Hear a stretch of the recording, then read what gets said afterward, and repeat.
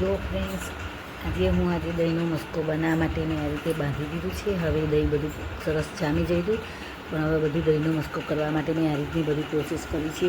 આ ઝીણા એકદમ ગયણામાં લઈ લીધું છે, એમાંથી કરી પછી આમાં કરીશ. અને મારા પર પાછો બીજો એક આવે છે ગાઉન. મારે ગાઉન બધા પડ્યા છે, તે ગાઉનના બધા હું કરી દઈશ. આમ ડબલના ડબલ 4 હળા, એટલે બધું પાણી અંદર શોષાઈ જશે. પછી આપણે જોઈએ. હલો ફ્રેન્ડ્સ, જો મેં આ રીતે મસ્કો બનાવ્યો છે દહીંનો. જો કેટલો મસ્ત બને છે. આ મસ્કો બનાવેલો છે ને, એનામાં હું ખાંડ નાખી અને પછી બસ આ રીતે મસ્ત કરી દઈશું. જુઓ, લીસો એકદમ. તો એના માટે મેં સાકર નાખું છું.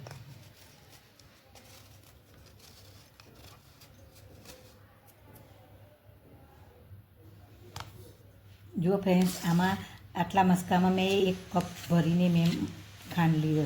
ખાંડ એટલે મતલબ કે બુરું સાકરનું બુરું લીધું છે. સાકરને મેં પીસી નાખી દીધી અને સાકરનું બુરું લીધું છે. પછી એ તો ટેસ્ટ પ્રમાણે ન ખાય. કોઈને ખાટું તો થોડું તારે ખાટું નથી, એકદમ મોરો છે.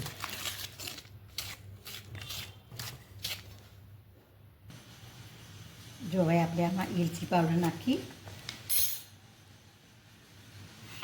અને આપણે આ બધું આમાં ગાળી લઈશું.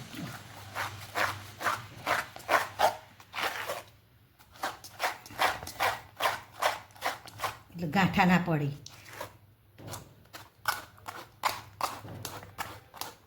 બંધ કરી દો. એ હા, બોલી ગયું. જો આ 1 પિંચ જેટલી આપણે નાખીએ છે કેસરનો કલર, એટલે આપણું કેસર પિસ્તા થઈ કેસરનું થઈ જાય.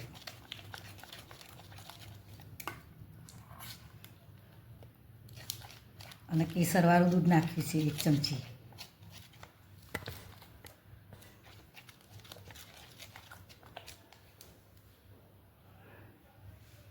આપણે તેમાં કાજુ અને બદામ એને કતરણ નાખીએ છીએ. જો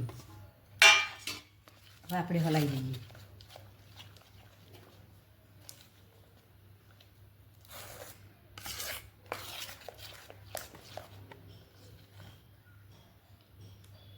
જો છે ને મસ્ત. જો ફ્રેન્ડ્સ, આપણે આ 1 લીટર દૂધમાંથી આપણો આટલો બન્યો શ્રીખંડ. જો શ્રીખંડને આપણે કાજુ બદામથી સર્વ કરીએ.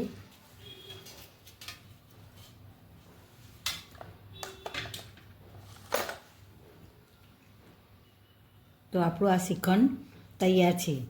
જો ફ્રેન્ડ્સ, આપણો આ રીતે બનાવેલો, ઘરે બનાવેલો ચોખ્ખું. જો ફ્રેન્ડ્સ, આપણો આ મઠો તૈયાર થઈ ગયો, શ્રીખંડ તૈયાર થઈ ગયો છે. જુઓ, ઓરેન્જ કલરનો કેસરવાળો, કાજુ દ્રાક્ષ બદામ બધું નાખેલું છે. જુઓ, આ ડ્રાયફ્રૂટવાળો મઠો. તમે પણ આ રીતે બનાવો ઘરે. એટલું મસ્ત અને ચોખ્ખું સરસ લાગે છે. હાઇજેનિક બને છે ઘરે. અને બહારનો તો કેવી રીતે બનાવ્યો હોય એ આપણને ખબર ના હોય, શું નાખ્યું હોય શું નહીં, ઉપરનું જ દેખાતું હોય. એટલે મને પણ ઘરનું જ ભાવે છે. હું પણ આ રીતે જ બનાવું છું. તમે પણ બનાવજો. મારી ચેનલને લાઈક કરજો, સબસ્ક્રાઈબ કરજો. થેન્ક યુ, આભાર.